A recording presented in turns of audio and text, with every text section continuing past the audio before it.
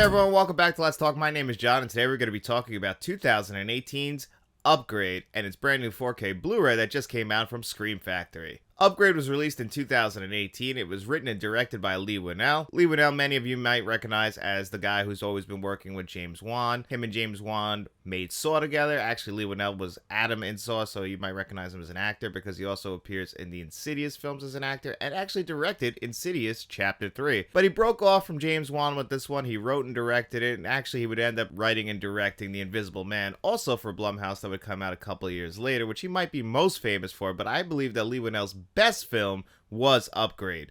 This is a very underrated sci-fi horror film that came and went in theaters. It only ended up making $17 million at the box office, but it didn't have a huge budget. I couldn't get a definitive answer on what its budget was, but it wasn't a very high budget. And for a sci-fi movie like this that takes place in the near future that looks so slick and clean, it really got its money's worth. This movie stars Logan Marshall Green, a man at the very beginning of this movie. We see he basically puts together old muscle cars for rich men. He's going to deliver one of these muscle cars to a guy with his wife, and then they're taking their car back, which is essentially a Tesla, but it's in the near future, so this car is driving on its own. They're sitting in the back, and it takes them to a very shady neighborhood where they end up getting jumped, and he ends up getting paralyzed and becoming a quadriplegic while his wife ends up getting murdered. So his life is basically down in the dumps now. He has nothing left to live for. He actually attempts suicide, and then this guy decides, you know what? I can help you. The guy who was delivering the car to in the beginning of the movie, played by Harrison Gilbertson, who's basically like an Elon Musk, Mark Zuckerberg type,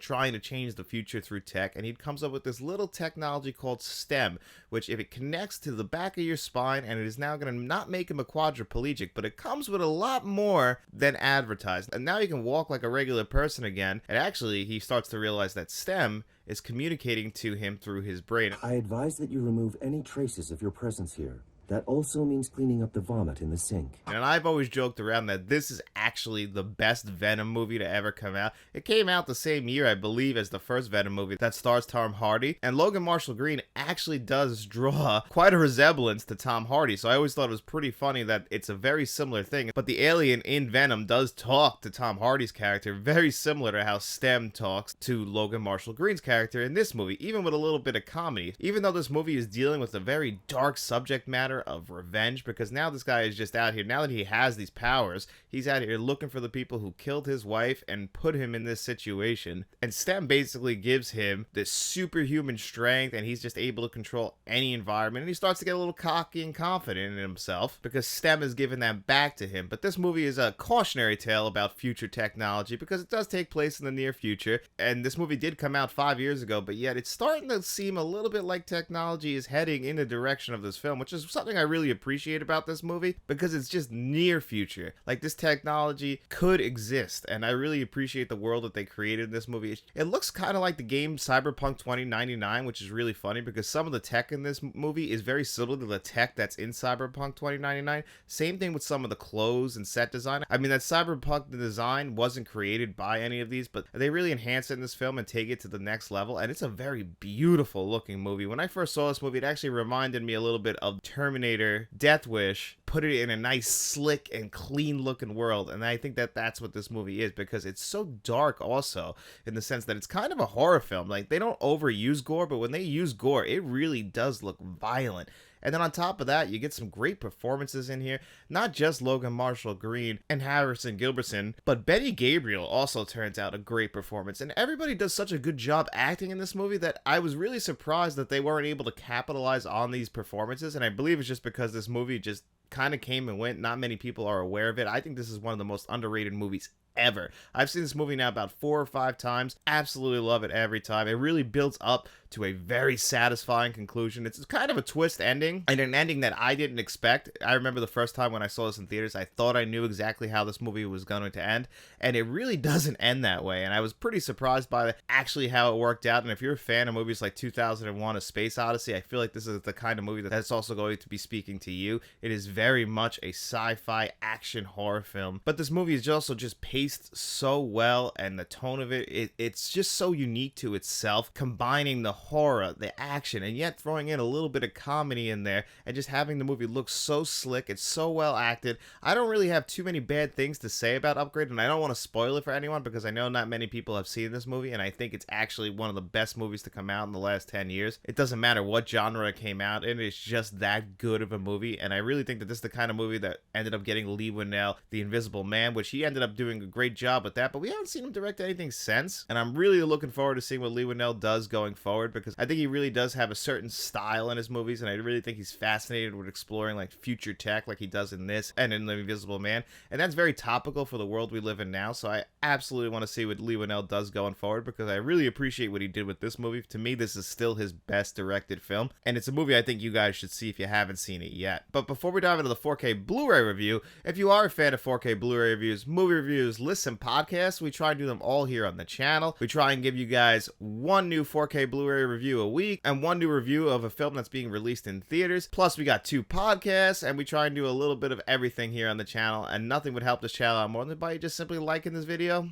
and subscribing to the channel. So let's dive into this 4K review.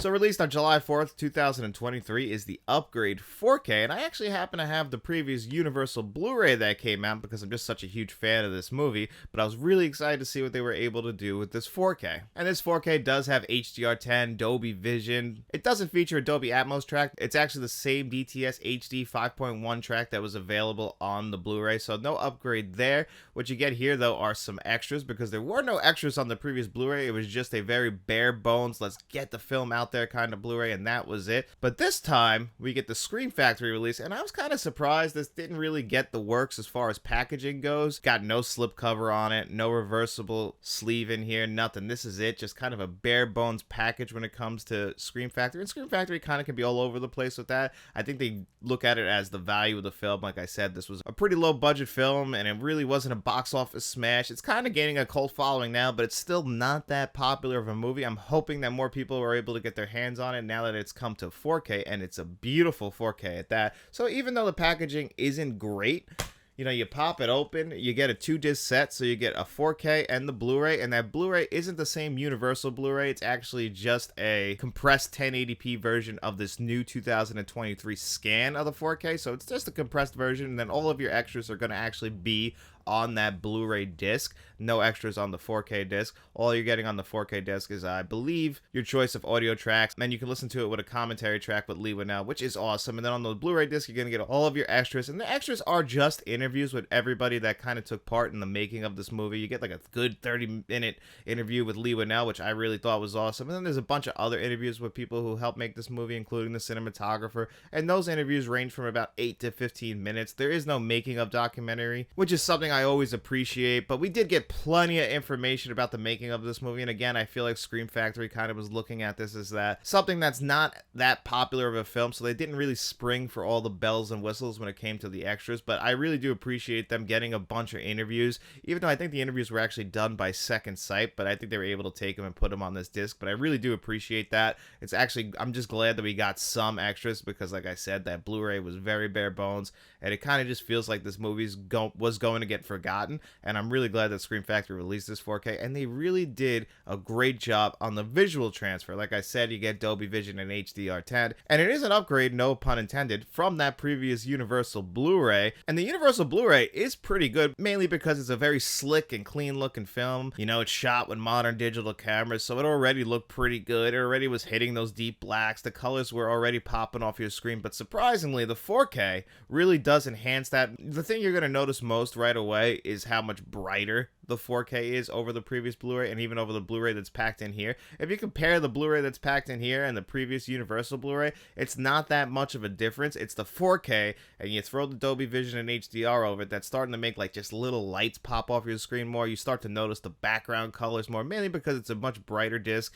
and just because, you know, the colors look more fluid now with HDR and Dolby Vision. Yes, you're getting a slight resolution increase. It might not be the most noticeable resolution increase, but it's really the colors that are going to pop off your screen now in comparison to the Blu-ray. Like, you might notice like headlights on a car where you didn't notice that on the Blu-ray, or just background lighting in a bar, where that lighting now is so much more enhanced thanks to the 4K that it is actually an upgrade from the Blu-ray. Just don't expect a mind-blowing jump from that previous Blu-ray to the 4K. It's really taking that previous Blu-ray and just enhancing and turning up certain aspects of it. You know, definitely the contrast ratio is a lot more noticeable. You know, the blacks are still deep like they were on the Blu-ray, but it's really just how it's dealing with the brightness and the contrast between the darkness and brightness now that really is enhancing that 4K. So it really is a beautiful looking movie to begin with, and this 4K is the definitive edition as far as visuals go. Now, it is a little bit disappointing we don't get a new audio track on here. You know, it would have been cool to get a Dolby Atmos track, but it doesn't feel that necessary. The DTS HD 5.1 that's standard on both the Universal Blu-ray and this 4K is pretty good. It's got some action sequences throughout the movie, and that all sounds great. You know, this movie, again, I didn't bring it up, it's shot so uniquely as well. I love how the action scenes in this movie are shot, and the audio for those scenes is done very well, and I think they did a good job making good use of the 5.1, you know, spreading out the sounds between each of your speakers. Even if it's not a Dolby Atmos track, it's still a really solid DTS HD 5.1 track. So this isn't the greatest 4K release I've ever seen from Scream Factory. It's actually kind of a bare bones release, and just like a lot of Scream Factory releases, it's $27 here in the US, and that could be a little bit disappointing in comparison to other Scream Factory releases that are around that same exact price, and they get the slip cover, the reversible cover art. You know, it might be a 3-disc set. They might have more extras on it. So in comparison, it might be a little bit disappointing, but I still think that this is a great version of the movie Upgraded. And if you haven't bought the movie Upgrade yet, I absolutely can recommend this 4K. But if you have that previous Blu-ray and you're in no rush to grab this 4K, and you can wait till October for the Shocktober sale, because this is a horror film and it does feel like something you could watch in October. It doesn't have to be something you have to watch right now. If you can wait till then to get it, I definitely can recommend that. But if you're like me and you're a huge fan of the movie Upgrade and you want to see it in the best way possible and check out these extras, I highly can recommend this 4K. And if I was going to give this 4K a score of 1 to 10, I would give this a really solid 8 out of 10. So I could definitely recommend it. And anyway, guys, thank you so much for being here with me on another episode of Let's Talk. I hope you enjoyed this review. And if you did, nothing helps this channel out more than by just simply liking this video, subscribing to the channel, and then just going out in those streets and telling your friends about us. We'll be seeing you around.